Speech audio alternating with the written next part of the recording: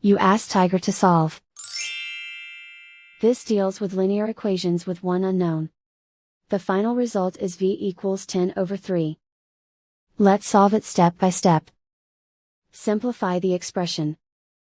Expand the parentheses. Simplify the arithmetic. Group like terms. Combine like terms. Group all constants on the right side of the equation. Subtract 10 from both sides. Simplify the arithmetic.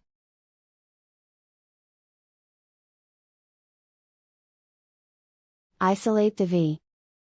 Divide both sides by -3. Cancel out the negatives. Simplify the fraction. Cancel out the negatives. And so the final result is v equals 10/3.